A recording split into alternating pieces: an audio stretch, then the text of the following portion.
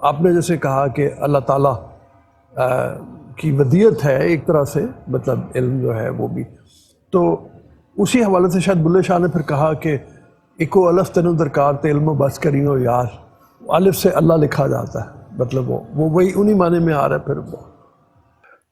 اصل میں جس علم سے وہ بچنے کو کہتا ہے ہاں بالکل وہ عقلی علم ہے. جی جیسے میں نے لاسٹ پروگرام میں عرض کیا تھا کہ ہم عقل سے رب تک نہیں پہنچ سکتے، ہم علم سے رب تک نہیں پہنچ سکتے، کہیں نہ کہیں دھوکہ ہم کھائیں گے. تو وہ بابا بلے شاہ نے اس علم سے پناہ مانگی ہے، اور ان معنوں میں بھی اس کو ہم لے سکتے ہیں کہ مجھے کچھ نہیں چاہیے، صرف ایک رب چاہیے. وہ ان معنوں میں بھی اس نے کہا ہے کہ مجھے صرف ایک الف چاہیے، باقی علم سے بچ کے رہو. اور اس کے پیچھے حکمت یہ ہے کہ جس کو رب مل گیا اس کے پیچھے کیا رہ گیا، باقی کیا رہا، اس کو سب مل گیا. سب مل گیا. یہ فرمائیے، ہم نے پہلے بھی مطلب یہ اس حوالے سے بات کی ہے کہ بنیادی طور پہ اگر باطنی علم کے حوالے سے بھی دیکھا جائے تو وہ تو یہاں سے ہی شروع ہوگا، اپنی حیثیت کے بارے میں جاننا، اپنے آپ کو جاننا. آپ نے بھی جیسے کہا کہ انسان کو سب سے پہلے اپنی پہچان کروائے گا مرشد جو ہوگا. در حقیقت ایک چیز کی ممانعت ہے کہ رب تعالیٰ دعوت تو دیتا غور و خوض کی کہ تم غور و فکر کیوں نہیں کرتے، لیکن اس میں ایک چھوٹی سی چیز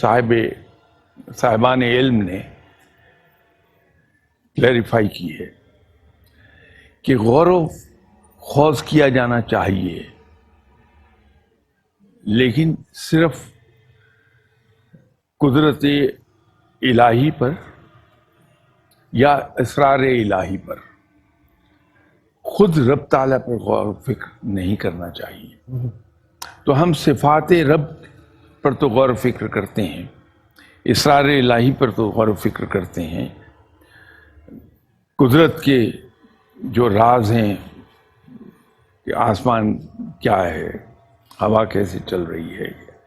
ان پر تو غور و فکر کرتے ہیں، اور اسی سے ہمارا علم آگے بڑھتا ہے. علم صرف دو صورتوں میں آگے بڑھے گا، ایک تجسس